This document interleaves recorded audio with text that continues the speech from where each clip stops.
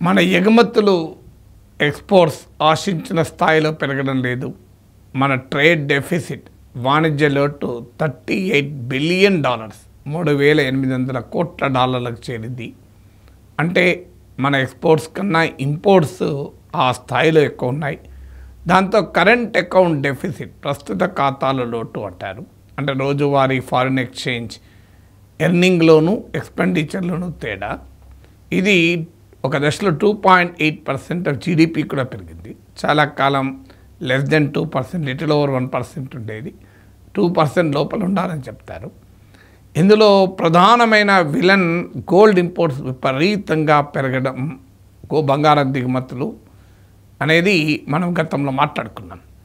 కానీ ఈ ఇండియన్ ట్రేడ్లో వస్తున్న ఈ ప్రతికూల అంశాలు, నెగిటివ్ ఫ్యాక్టర్స్లో ఒక పాజిటివ్ అంశం ఏంటంటే మన కాఫీకి వరల్డ్ వైడ్గా డిమాండ్ పెరుగుతుంది. ఇండియన్ కాఫీ ఇప్పటికే Turkey, Italy, United Arab Emirates, Russia లాంటి దేశాలకు మనం ఎగుమతి చేస్తూ ఉంటాం. ఇప్పుడు ఇండియన్ కాఫీ ఎగుమతులు ఏప్రిల్, నవంబర్ మధ్యకాలంలో $1,146.9 మిలియన్, అంటే $114.7 కోట్ల చేరింది ఇది. సో ఇంత భారీ ఎత్తున పెరగడం, ఇది 29% ఎక్కువ అంతకు ముందేడాదితో పోలిస్తే. మీకు వాస్తవంగా ఇండియన్ కాఫీ ఎక్స్పోర్ట్స్ కన్సిస్టెంట్గా పెరుగుతూ వస్తున్నాయి. మీకు 2022-23లో $1.14 బిలియన్, అంటే $114 బిలియన్ విలువైన కాఫీ ఎగుమతులు చేశాం మనం. ఇది 2023-24 వచ్చే వరకు $1.28 బిలియన్, అంటే $128 crore ఎక్స్పోర్ట్ చేశాం. అంటే 1 బిలియన్ ఇది 100 crores కనుక. సో $114 కోట్ల నుంచి $128 కోట్ల చేశాం 2023-24 ఫుల్ ఇయర్కు. అంటే అంతకుముందు ఏడాదితో పోలిస్తే ఇది 12% ఎక్కువ. ఇప్పుడు ఒక 2022-23 పీరియడ్లో ఇయర్ మొత్తం ఎంత ఎగుమతి చేసామో ఇప్పుడు ఏప్రిల్, నవంబర్ మధ్యకాలంలో అంత ఎగుమతి చేసాం. ఇంకా 4 నెలలు ఉంది. అలాగే 8 monthsలోనే 1 year కన్నా ఎక్కువ చేశాం. అంటే ఇప్పుడు ఆల్రెడీ $1,147 మిలియన్ అనుకుంటే నియర్లీ $114 కోట్ల. సో అందువల్ల ఇంత స్థాయిలో, అంటే 2022-23 ఫిగర్ని చేరుకున్నాం. ఇంకా 4 నెలలు ఉంది. అంటే మామూలుగా పెరగదు ఇప్పుడు. అందుకే నేను ఇంతకుముందు చెప్పింది, ఈ పీరియడ్లో చూస్తే 29% ఇంక్రీజ్. ఎందుకు ఇలా సాధ్యమైంది అంటే ప్రపంచవ్యాప్తంగా కాఫీ డిమాండ్ అండ్ సప్లైలో వచ్చిన ఛాలెంజెస్ ఇవి. ఇప్పుడు వరల్డ్లో I think the highest coffee export producer Brazil.